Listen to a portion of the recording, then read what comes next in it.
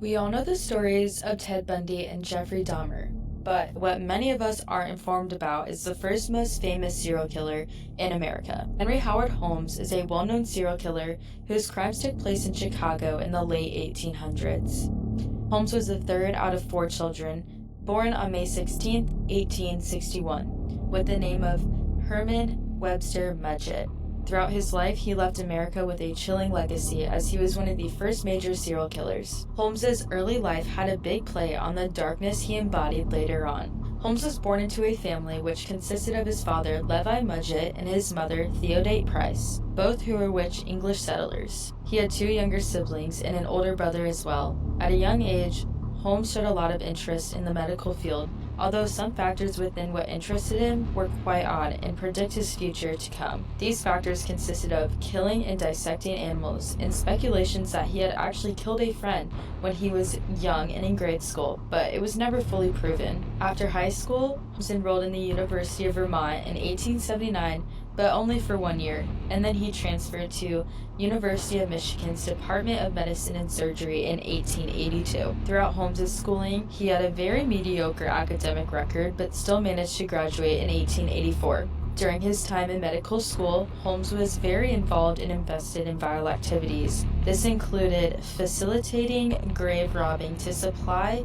medical cadavers. After graduating medical school, Holmes moved down to Chicago in 1886, which is when he officially changed his name to Dr. Henry Howard Holmes, and as he took a job as a pharmacist. He then bought his own drugstore, which across the street from that drugstore he had owned, he had bought a lot to build a 3-story building which later would be called the Murder Castle. He used the false name of H.S. Campbell to cover up who the owner of this building really was, along with the fact that he guided creditors to the name of Campbell for payments. The building he designed consisted of secret passages, trap doors, soundproof rooms, doors that can be locked from the outside, gas jets to asphyxiate victims, and a kiln to cremate bodies. Due to these strange and disturbing building designs, Holmes would hire and then fire workers in a very short period of time to avoid paying and also having suspicions around these strange additions to the building. As for the victims Holmes brought into his murder castle, he mainly targeted young women,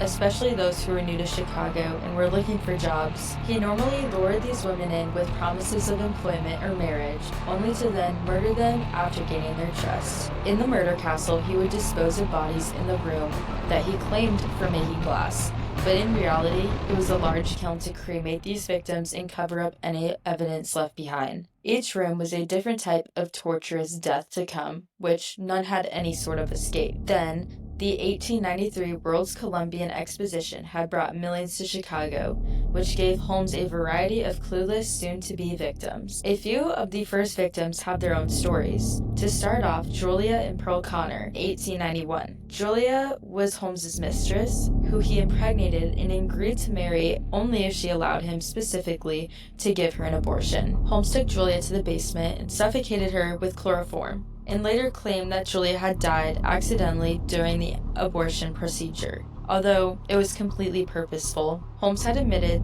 that when Julia was attempting to break free, he had found it very arousing, which influenced him to enjoy these terrible activities and continue. Holmes hired an articulator to clean and piece Julia's skeleton back together to sell to a medical school. When he sold her body, it then taught him that there was a high demand for corpses to use in the medical education. Many of the murders were planned and committed similarly in the future. Holmes then had victimized Emmeline Seagrin in 1892, who was a stenographer given a job by Holmes. Emmeline disappeared without a trace, and there had been rumors that Holmes sold her cadaver to a medical school. Next, there's Minnie and Nanny Williams in 1893, who were sisters who were also victims of Holmes's criminal behavior. Their bodies were never found, but it is believed that the remains were sold to a medical institution similar to Emmeline. The next victims were all family, consisting of Benjamin Peitzel and his children in 1894.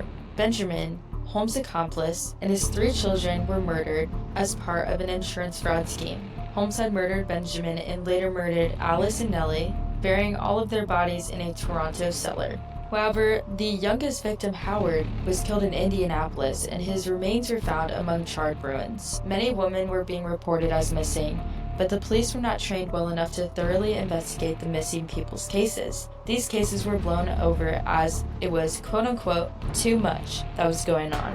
Holmes' criminal activities eventually caught up to him. Not only was Holmes a serial killer, but he had also had a background of other criminal activities such as insurance fraud, forgery, swindling, horse theft, murder, and 3 to 4 bigamous marriages. In 1894, Holmes had been arrested for horse theft, but he hadn't been caught for his murders at this point. Holmes's criminal activity had extended beyond murder. In 1894, he partnered with Benjamin Pizzo, who I just talked about earlier. Some background on Benjamin is he was a carpenter with a criminal past. He was involved in a scheme to defraud an insurance company by faking his own death. The plan involved Pizzo taking out $10,000 life insurance policy, with Holmes as the beneficiary, except instead of faking Benjamin's death, Holmes ended up murdering Benjamin and later killed all 3 of his children to attempt to cover up his crime. This vile and unmoral act had eventually led to Holmes' arrest. Holmes had confessed to 27 murders, but he was only linked to 9 out of the 27, which was found very strange. Little did the authorities know that there had been over 200 people murdered by Henry Howard Holmes. Holmes had been arrested after murdering Benjamin Pizzo, and the public gained knowledge on the whole scheme very quickly.